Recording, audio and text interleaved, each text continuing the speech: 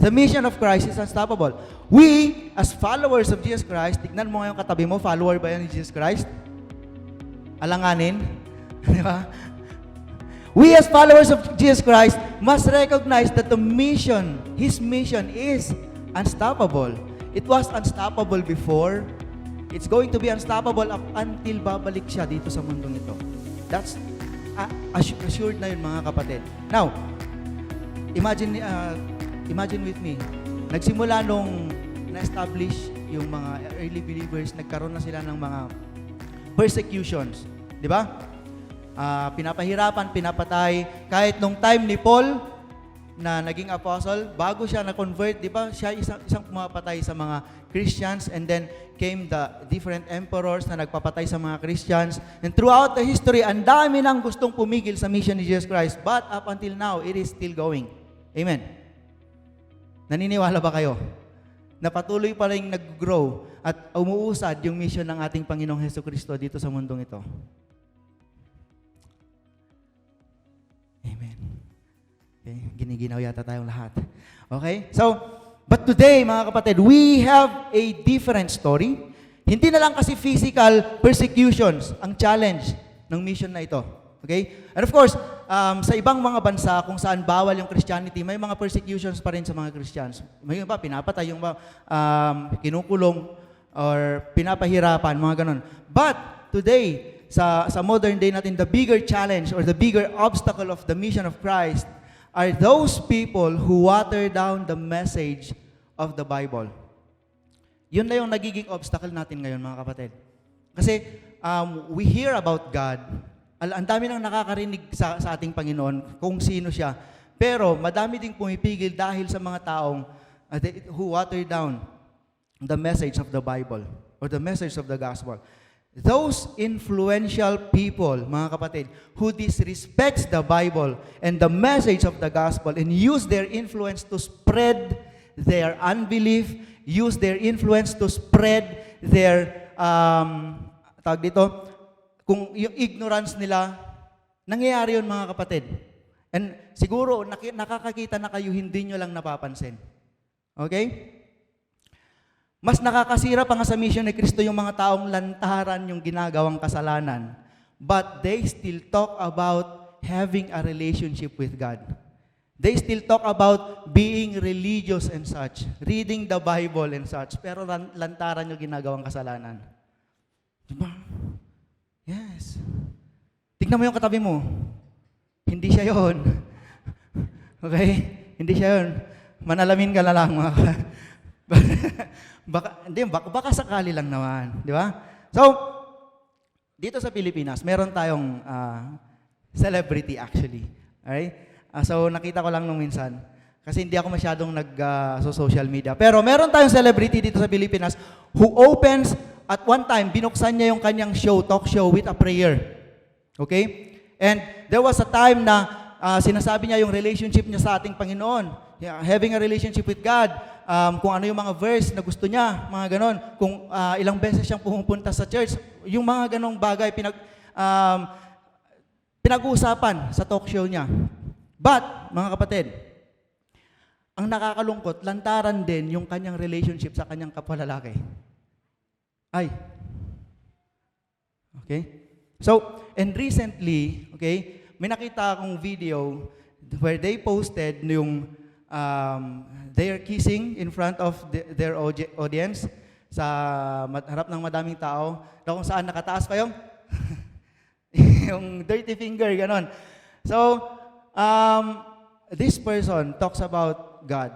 Sabi ko nga kanina, ito yung isang obstacle ng mission ng ating Panginoon ngayon. A lot of people look and support this person. They empathize with him kasi nakakatuwa siya.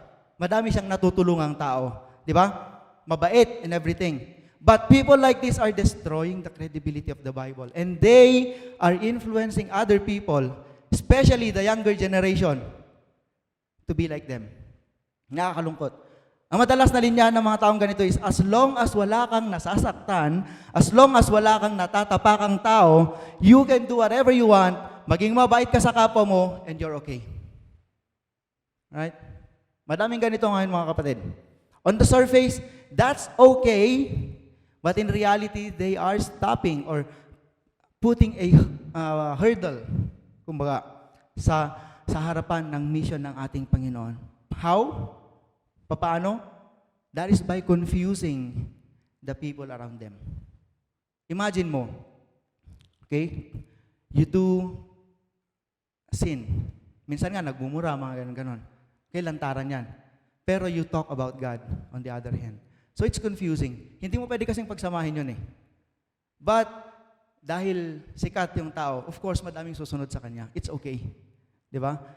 Again, mga kapatid, those people are actually leading people to sin because of their influence. At madaming taong ganito sa paligid natin. Okay? Hindi lang yung sinasabi ko. If we are not careful enough, we might be following someone na naghahatid na pala sa atin sa kasalanan. Hindi natin napapansin. Okay? So the challenge, mga kapatid, kung ikaw ay Kristiyano, this is the challenge for us. We need to open our eyes. We need to be bold and live out our salvation. Okay? Do not live in the shadows, mga kapatid. Do not live in the shadows. Ipakita mo kung sino ka. Christine. Di ba? Ipakita mo kung sino ka. May Kristo ka ba sa buhay mo? Di ba? Ipakita mo kung sino ka. Okay, don't live in the shadows. Huwag kang magtago. Ang dami mga taong nami-mislead dahil sa mga influences ng mga maling tao. It's about time na tayo naman yung magbigay ng influence. Tama ba? I think it's about time na tayo naman yung magbigay ng influence sa mga taong nakapaligid sa atin. Ang tanong, meron ka bang ibibigay na magandang influence? Ayun lang. Di ba? Kasi madami nang nagbibigay, lalong-lalo sa mga kabataan, madami nang nagbibigay sa kanila yung ng mga influences na pag-usapan dito sa Friday, nung Friday yung isang example. But mga kapatid, ang daming influencers, nakikita natin all around. They're leading the younger generation sa kung saan nila gusto, na hindi naman maganda. I think it's about time na tayo naman yung maging influence sa mga kakilala natin. Okay? We have to share what we have. We have to share what we know. Bawal maging makasariling Kristiyano, okay? We must go. Sabi nung kanta natin kanina, we must go. Share kung ano yung meron sa atin. Sino yung meron sa atin. The good news, meron sa atin, i-share natin. Be unstoppable in sharing the gospel of Jesus Christ. Amen. Amen. Sana nga gawin natin. Okay? So, may nakasulat doon sa baba, under unstoppable. Sabi niya, evangelism serves as the beginning. Salvation forms, pakibalik.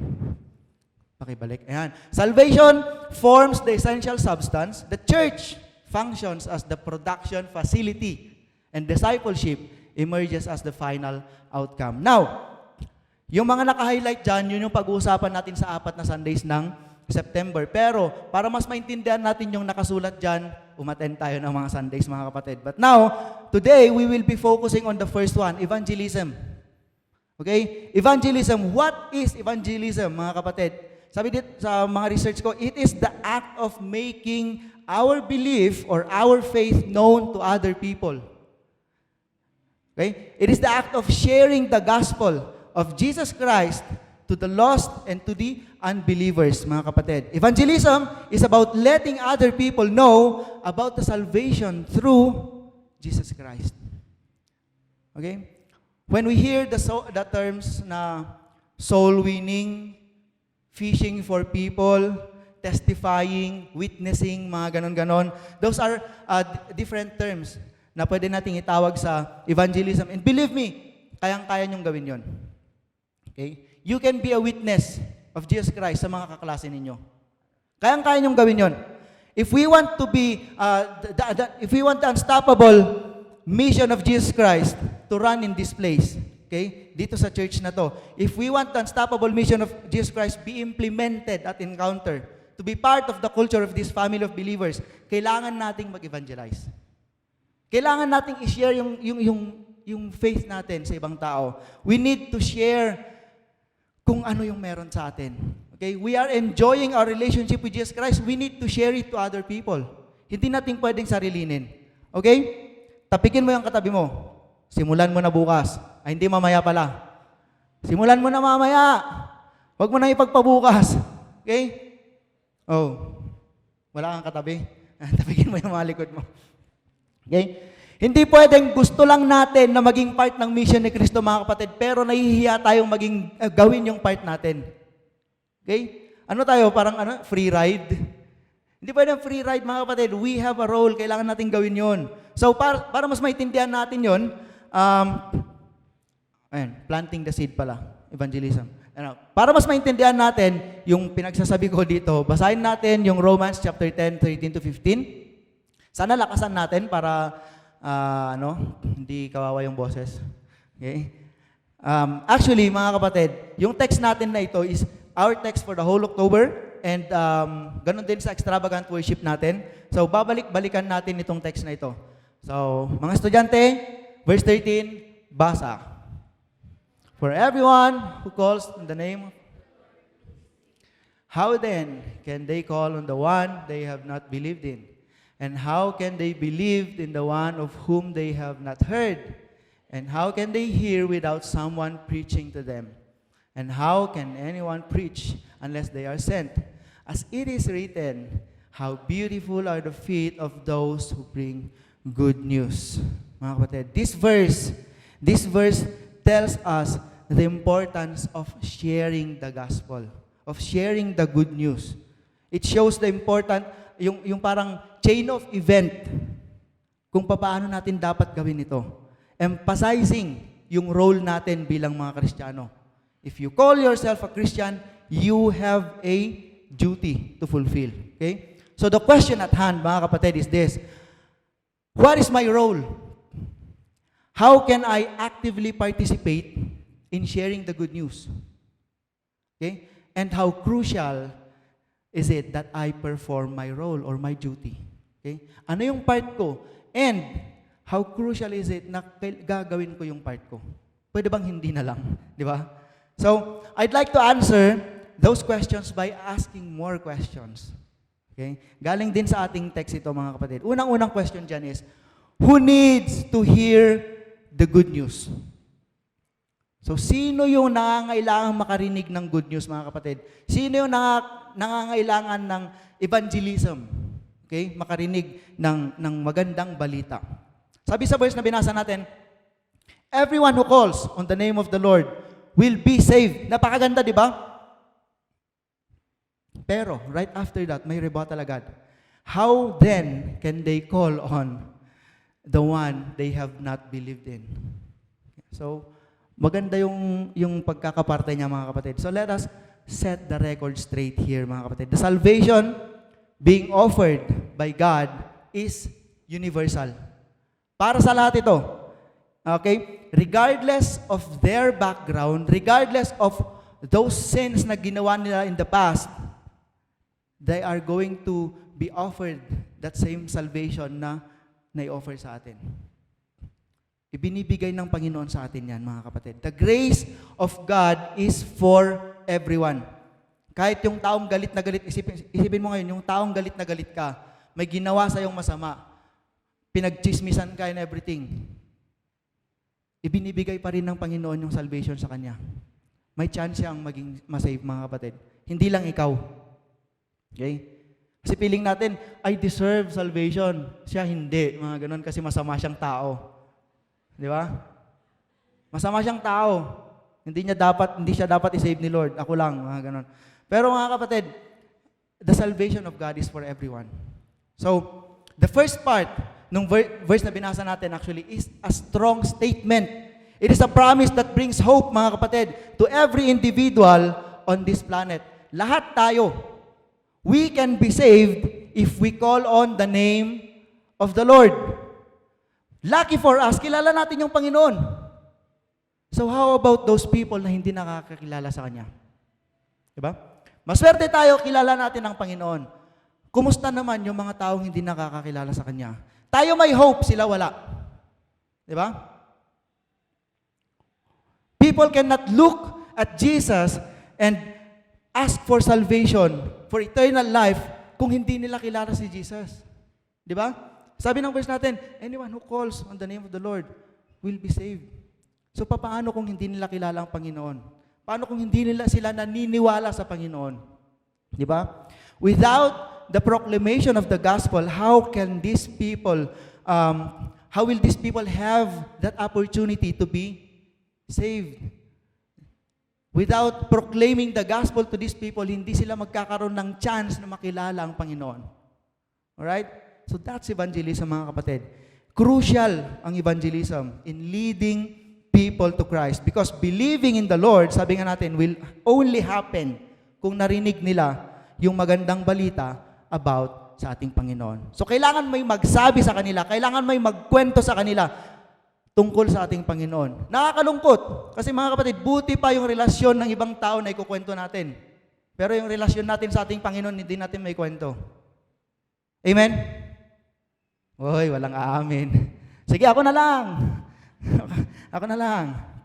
Di ba? So, who needs to hear the good news, mga kapatid? Ito, tignan natin. Sabi ng World Meter Info, estimate lang naman na 8.05 billion people ang humihinga sa mundong ibabaw ngayon. Okay? Can you imagine how many that is? 8.05 billion. Mayroon pang number dyan, pero hindi ko na nilagay. And also, according to a research conducted by a theological seminary, Gordon Conwell, yata yun, there are about 2.6 billion Christians as of 2023. Okay? So, 8.1, sabihin mo na, round off mo, na tao sa mundong ito, and there are 2.6 billion people na Kristiyano as of 2023. So, ibig sabihin, mga kapatid, 2.6 billion lang ang pwedeng tumawag sa ating Panginoon right at this moment and ask for forgiveness. Kasi sila lang yung nakakakilala sa Panginoon eh. Okay? That's less than 1/4. Doon kung ilalagay natin sa chart, mga kapatid, 24.4, hindi pa umabot ng 25%. Di ba? How about the remaining 5-point-something billion people? Ano nang mangyari sa kanila? Okay? Napakadaming tao nun. And actually, rough estimate lang ito. Baka yung 2.6 billion na yan, wala pang kalahati dyan kasi madami dyan yung mga hindi seryosong Kristiyano. Di ba? Baka yung 2.6 billion na yan, baka yung 2 billion yung mga church attendees na Kristiyano lang, parang pumupunta lang ng Sunday, ganon, or birthday, nakakapasok sa church, pagkakasal, mga ganon, binyag, ganon, di ba? Pero Kristiyano sila. Pero at least kasama na sila dun sa 2.6 billion na Kristiyano nakakakilala sa ating Panginoon. So, I hope you're getting the idea, mga kapatid. Those people need the gospel. Napakadaming tao. But that is the worldwide perspective. How about kung babawasan natin? I-shrink down natin yung perspective natin, mga kapatid. Think about your school. Ilan ang population ng school ninyo? Think about your community. Okay? Noon, wala kang pakialam sa number ng community ninyo, pero ngayon na election, parang alam mo na kung ilan yung buboto. Oy, mga ganitong botante dito, di ba? So, parang nasosurvey na nila. Di ba? 10 ang tao dito sa bahay na to, 5 dito, ganon. Pero noon, wala kang pakialam, mga kapatid. So, think about your circle of friends, your family members, your board mates, okay? Ang tanong, do they know the Lord? Kilala ba nila ang Panginoon? I mean, do they know Jesus Christ as the Lord and Savior? Hindi yung basta kilala lang nila si Kristo dahil nandito sila sa Pilipinas. Majority kasi ng tao dito sa Pilipinas, kilala si Kristo eh. But do they really call Christ as their Lord? Yun yung tanong, mga kapatid. If not, then they need to hear the gospel. Sila yung nangangailangan na makarinig ng gospel, mga kapatid. So isipin mo, sino sa mga kakilala ko ang hindi tumatawag kay Kristo na Panginoon? Maybe kilala lang niya si Kristo, but doon lang yon, may period na doon, natigil na. Wala talaga siyang relationship sa ating Panginoon. Kasi napakadali mong makilala si Kristo eh. Ang daming post sa Facebook, di ba? Ang dami-dami. Pwede mong makilala si Kristo through those things sa paligid natin. But, do they really have a relationship with Him? Okay? Do they call unto Him as their Lord and Savior? Yun yung question. So, and that brings us to number 2, mga kapatid. So, who will bring the good news to them? I think this is very obvious, pero sige, pag-usapan pa rin natin. Siyempre, si Pastor Harvey, siya yung pastor, di ba? Sino magdadala ng good news sa kanila? Siyempre, si Pastor G. O di sige, si Ate Jeline, dahil naging intern ng Encounter. Mga ganon. Yung mga leaders na lang, o yung mga musicians. Di ba? Kapatid, if you call yourself a believer of Jesus Christ, then you are called to be a messenger of Jesus Christ. Hindi pwedeng sa free ride lang tayo. Okay? Kristiyano dahil, okay, Kristiyano ako, ganon. Free ride, walang ginagawa. And the message that you will deliver, kung ikaw ay yung messenger, mga kapatid, is the salvation, the love of Jesus Christ na pinagkaloob niya sa atin. Evangelism is the responsibility of every Christian. Lahat tayo. Tignan mo yung katabi mo, Kristiyano ba yan? Kristiyano ba yan? Confirm mo. Tanungin mo, Kristiyano ka ba? Sigurado ka? Sigurado ka? Then you have a responsibility, kapatid. You have a responsibility to be a messenger of Jesus Christ. Hindi pwede yung free ride lang. We cannot ignore this responsibility or run away from it. Sabi nga sa verse natin, how can they hear without someone preaching it to them? Di ba? Baka natakot tayo sa word na preaching. Sabi na, si pastor lang marunong mag-preach, hindi ako. Mayroon ba kapatid? Evangelism is also called soul winning. Sabi natin kanina, di ba? Testifying, witnessing, fishing for people. Kayang-kaya natin gawin yon. In sharing the good news, we allow God to use us and speak to people for Him. Nung first week ng semester, mga kapatid, parang na-experience ng mga ibang kabataan dito yung pumunta sa kanilang mga universities. Okay? Kinapalan nila yung kanilang mga mukha. Nagbigay ng flyers. Alright? Kahit medyo may panginginig-nginig pa yung boses ng iba, pero at least, sinusubukan nila. Meron po kaming gathering, mga ganun. No! Di ba? Wala na. Di ba? Shout out. Hindi ako interested. Okay. Di ba? So, entong second week, mga kapatid, nagkaroon tayo ng open house dito sa Encounter where we prepared games para mas madaling ma-invite yung mga kaibigan natin. And nangyari ito. So, na-experience natin ng konti yung evangelism. Lalong-lalo na yung mga students na nag-participate. They shared their faith with their friends and even to strangers. But, mga kapatid, evangelism is not limited to those organized church events. Okay? Yung evangelism na pinag-usapan natin, hindi siya limited sa mga organized na church events katulad nung ginawa natin nung first week. Sharing the gospel should be natural. If you are a believer, if you are Christian, natural na dapat yon. And again, it is our responsibility. So we need to be ready to share our faith with anyone, anywhere. You don't need to wait for another open house para lang ma-invite mo yung kaibigan mo. Ang hirap nun, next year pa yon. Di ba? Maghihintay ka pa ng isang taon. You don't need a flyer to share your faith. Of course, magandang tools yung mga yon, mga kapatid. They are helpful. Pero hindi nakadepende sa kanila yung effectivity ng pag-share natin. Di ba? Madali lang mag-share kung may flyer, iabot mo lang na ganyan, no? Kahit hindi ka nga magsalita eh. Di ba?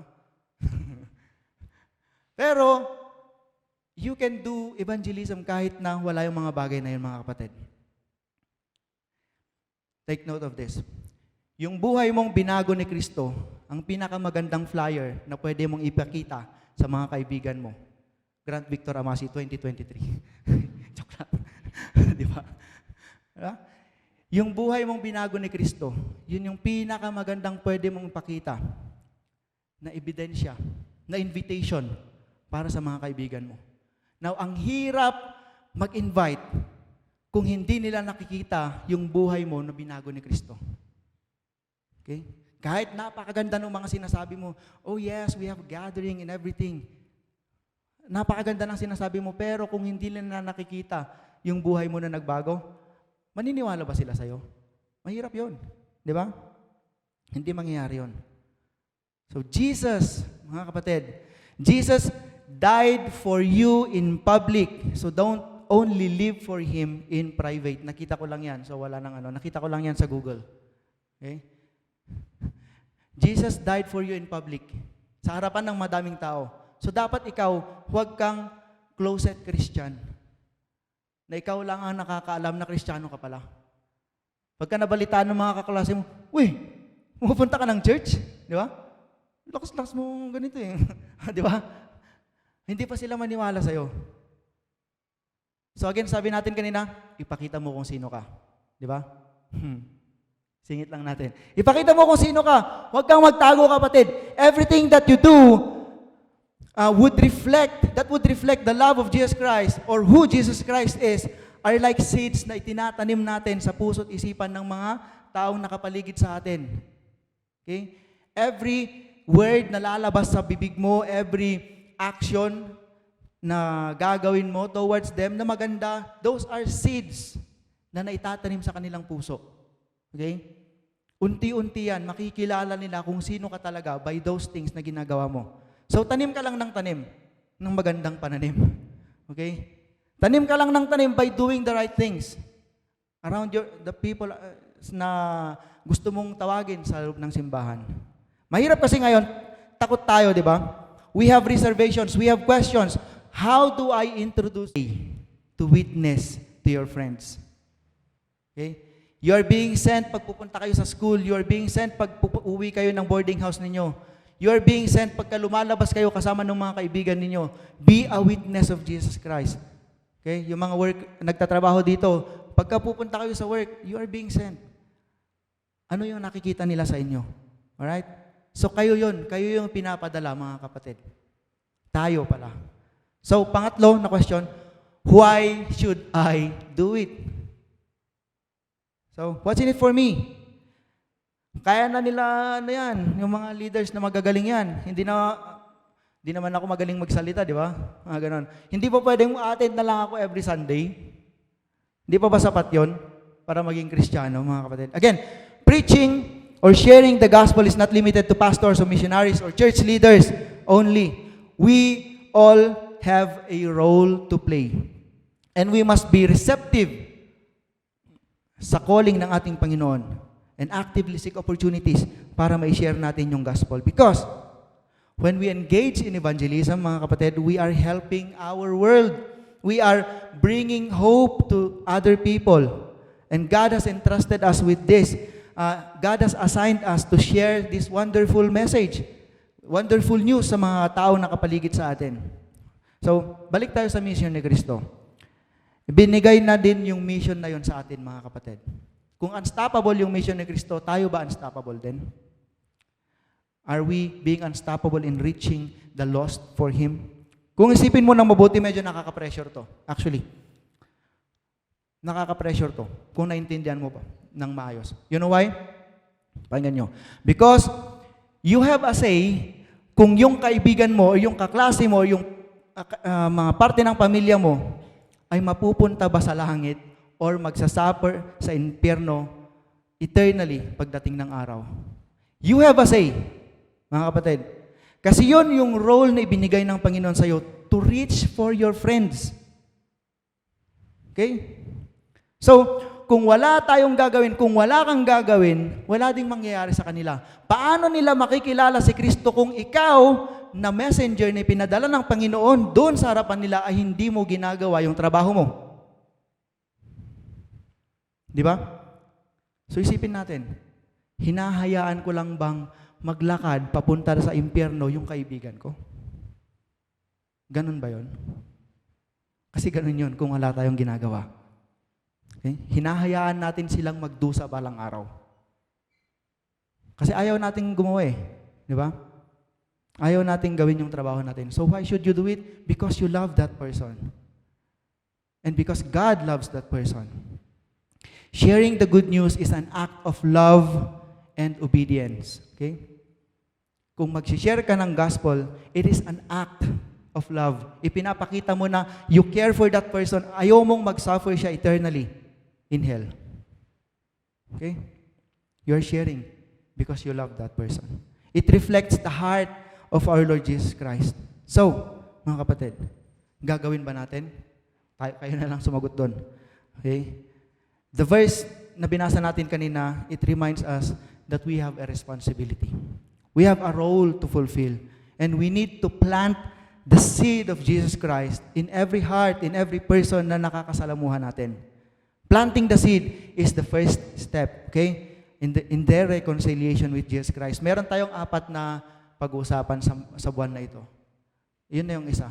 First step, evangelism. We need to plant the seed of Jesus Christ sa puso nila. Kailangan natin silang, kailangan mong ipakilala si Kristo sa kanila. Yun na yung first step. The world needs to hear the gospel, and we are the messengers called by God to deliver His good news. Di ba? So, tanungin mo si Lord ngayon, mga kapatid. How do you want to use my feet, Lord, in bringing the gospel? Paano mo ako gagamitin in bringing the gospel? So, sana, as we go out of this place, mamaya paglabas natin, let us remember that evangelism is not a burden, okay? But it is a privilege na gagawin natin dahil mahal natin ang ating Panginoon. Can we stand up? Manalangin po tayo.